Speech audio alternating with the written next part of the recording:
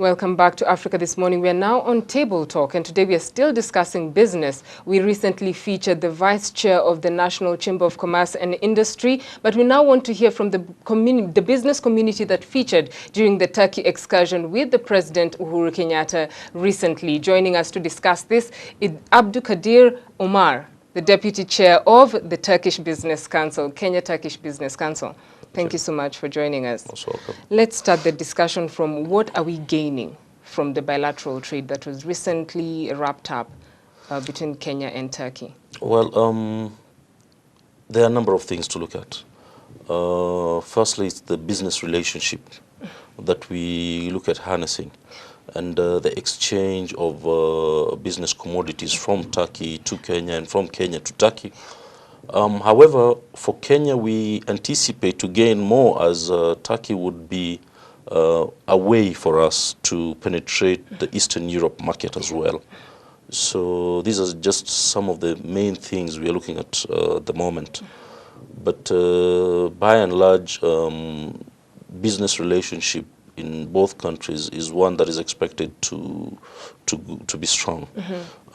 This means that for a country, we tend to try and do a bit of more export towards that sides than what we used to do before. Secondly, other than the normal small things we have been exporting from Kenya, the buyer would look at the possibilities of exporting other things that had not been agreed upon previously or that had not opened doors previously. Yeah.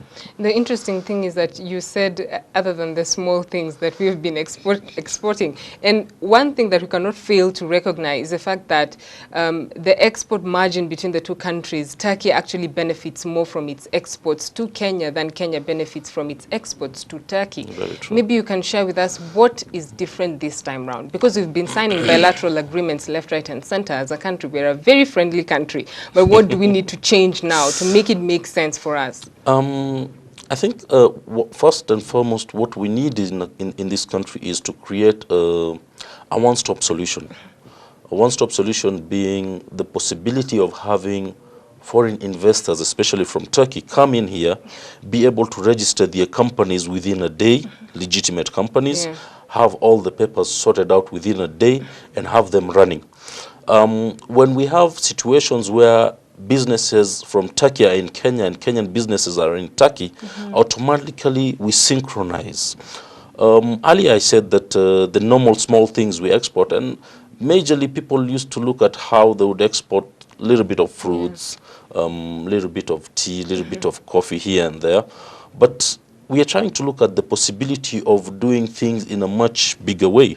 I mean, if we are to export tea to Turkey, for instance, we want to look at how can we export 10s or 20s of containers in a day or so. You'd appreciate that Kenyan products are actually exported to other countries, repacked, and then imported back to Kenya. Which the means joke is on us, in a sense. It's we as the country who are losing other than gaining. And the same thing can actually be done, repacked from locally in nice packages and exported world over. Let's not only look at Turkey, but the entire world. How are we able to capitalize on what we have? These are some of the things that we want to see how to push. Turkey is a rich country. It's growing. However, there are a number of things they don't have. For instance, if you walk in the streets of Turkey or if you go to supermarkets and groceries, chances of you getting avocados are very slim. Yeah, I know that. And the prices are very high. Chances of you getting mangoes are very slim, and the prices are very high. And right now, as a country, if you look at the production of mangoes in Meru, it's very high. What are we doing with all this? We need to find a way of packaging them right and taking them to sources or markets where they're actually required. And these are some of the things we're looking at. You touched on something interesting earlier before we go into the challenges and actually how we need to create change. The aspect of an international business coming into Kenya, registering in a day, and yet if you have an idea in Kenya, you try to register your business, it takes you eons and eons. You know, how do we need to change the dynamic so that we actually value our own instead of always looking to the international community as the better partner? one thing we need to appreciate first is the fact that when the international community businesses come in, they just don't come in a small way. Most of them will come and create employment. This lack of employment causes insecurity in our country. Yes. We as Kenyans, we can do the same and register our own companies. But if you go to the registrar of companies today, you will find so many idle companies that have been registered, which are not adding any value. But they would say that it's because running a business in Kenya is a bit expensive. It There's is. too many challenges. It is, but you need to look at things from another Angle. perspective. I mean, if today an organization can come from outside and set up a company or a farm in an area where they can get cheap labor, it brings down the cost. The biggest challenge we have in Kenya in terms of production is the costs of energy, electricity and fuel and all that. That is what gives the other companies a challenge. And probably this is what gives international companies that want to come invest in Kenya a second thought, because this is what creates the costs to go high.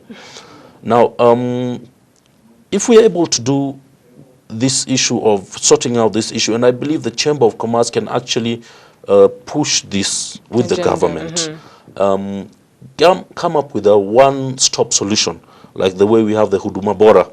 Okay, you walk in, or you have your representatives walk in, facilitate all the required documents, put them on the table, fill all the requirements, have your company registered within a day, and you don't need to wait for 2 weeks, 3 weeks, 4 weeks. I mean, it will create a little bit of confidence with the other countries coming to register here. More so, I'm saying this because I've realized there are a number of Turkish companies in Kenya. Talk of New Line Furnitures, talk of a number of construction companies that are from Turkey and the likes. And if they're able to get that, it means they're able to employ more. And in any given setup, whereas we are signing these bilateral agreements, if today as a country we are able to give the opportunity to a Turkish company, automatically in Turkey we also get the opportunity to do the same. We are also able to register a company like we have done. Okay, and what we need to look at as Kenya is, are we just registering a company in Turkey for the sake of it, or what are we looking at? For us, we are looking at the possibility of penetrating other markets, the Eastern Europe market, which most of the time, or let me say for the past years, has not been considered. As a country in Kenya, mostly what we are looking at is the UK, the Western, a little bit of the United States, a little bit of other African countries and the likes. But if we are to look at untapped markets, there's quite a bit of potential in them also. Yeah, that's an interesting approach, and maybe we can go straight into that, looking at it from the perspective of products. Even as we are creating, we are looking for new markets. We are, creating partners with countries that we've not created partners with before or considered. What are we doing to ensure that we are not only presenting coffee and tea as our viable products? We're looking to create new, powerful products that will position Kenya strongly in the new markets. Maybe you know, maybe you don't know, but Kenya as a country exports quite a bit from the EPZ. I know. I've had the privilege to move around the EPZs, and I've had the privilege to travel a number of countries, and I've found Kenyan products. Talk of Levi jeans. The very Levi jeans that are exported to the United States, some of them and actually come from Kenya. Yes. And it costs, I think, about $12, $10 to $12 to export. All right, the cost of the jean up to the United States. The same pair of jean here we buy in Kenya for $75. Sadly now, so. These are all exports. However, the challenge comes, we are actually importing raw material. Talk of cotton. Kenya, for a long period of time, has been known to be doing a lot of cotton farming, especially in the Western and the Nyanza region. And over the years, because of bureaucracy, because of the so-called politics, because of unnecessary issues, and the farmers not getting good margins for their products, this has died off. This needs to be revived. The cotton industry can actually give life back to a number of regions. in terms of their production. I know of a number of companies in India who actually buy cotton from Kenya to go and blend with their own, because the quality of cotton we get in Kenya is very high. But then, because of so many issues, we've literally gone low on farming of cotton. These are some of the things that we need to push. If we are able to put proper structures, give our farmers, cotton farmers, the seeds that are required, give them the support, then other than exporting tea and coffee, we can actually export a lot of cotton. You got Tanzania does quite a bit of export. In fact, to some extent, even Kenya imports cotton from Tanzania. Which is sad because we farm it ourselves. And you look at what are the benefits of cotton. Other than getting the lint, which will be used to make textile, you can get the cotton seed, which will be used for making biodiesel. You can actually get the cotton seed cake again, which can be used to make animal feeds. And there is nothing that you waste from the cotton farming. Everything goes into use. But because of so many issues, we are not there. Now, we need to revive these markets. Possibly, if not, even bring a farm here, a textile farm.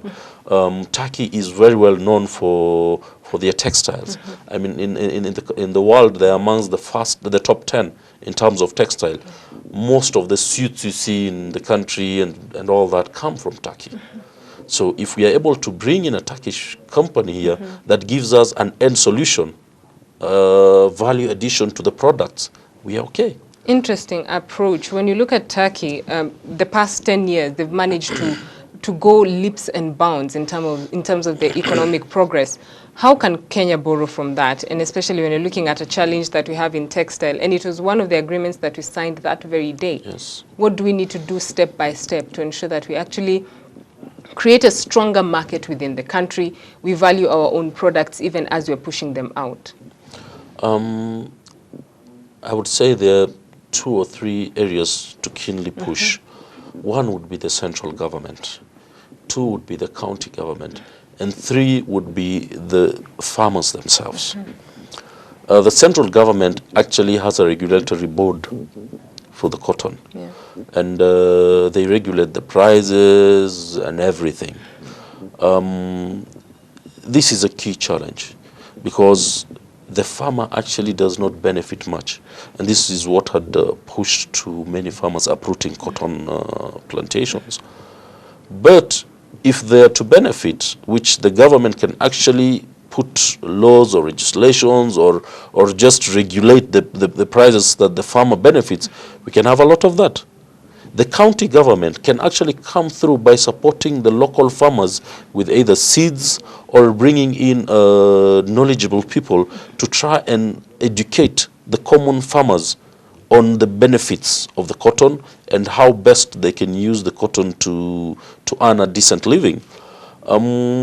Finally, I think we now as the common people, I am not a farmer, but if I was to put myself in that position, I would say, do I want to earn a living by looking at a long-term solution? Or do I just want to quickly grow some vegetables and rush to the market and make my daily 200 and 300 bob and forget about the rest? Because cotton is not the type of business that you expect immediate returns. It's long-term. And this is where we go wrong. We don't have the patience. Yeah, so probably these are the key areas we need to look at and how best we can educate the farmers. The next generation, because those are the ones that would adopt a better approach when it comes to discipline and a purposed entrepreneurial skills. True. Maybe you can share with us what you are doing as the Turkish Business Council to nurture and empower those who are interested in business. Because as you just pointed out, someone may just have the mentality of, I get my cabbages, sell them, get 500 today, I'm so happy. Tomorrow, yesterday if I got 50 bob or 20 bob, today would be a great feat for me because 500 is amazing. How do we need to change the mentality of businessmen in the country? Even as we're looking out, we need to empower ourselves within to have the identity of creating empires and not just having 500 shillings in my pocket. Well, we have actually set up a company in Turkey. Yeah. And this is on a private capacity. However, we are fortunate to be in the council, the Turkish Business Council. And through that company, we are looking at the possibilities of opening doors in the entire European continent. Majorly, to start off, it would be the Eastern Europe. However, it's a challenge because the setup is very new. We want to look at the possibility of bringing together Kenyans and opening for them a door on the other side, that on whatever businesses they want to do, we offer them a solution on the other side. We can become their proxies as well.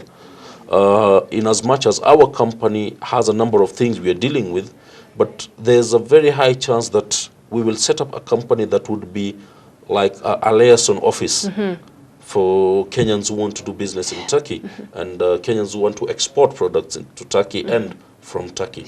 So these are the possibilities that we are working on at the moment. Yeah. Moving forward, what can we expect from the Turkish Business Council beyond the open door from the Turkish front? Well, there's quite a bit coming up, but this will all start once the agreements have been sealed.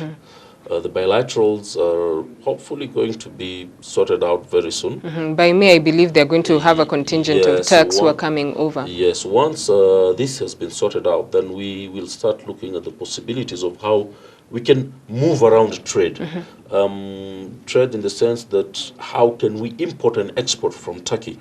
Currently, Kenya loses because Kenya is importing heavily and exporting almost minimum. And the challenge is how can we turn that around? We are doing our market survey on the other side at the moment. And we want to look at, once the market survey has been done, look at the products that we have in our country that would earn a good income on the other side. And this we can share with the community in Kenya, the people who want to do business there, and then open the doors for them.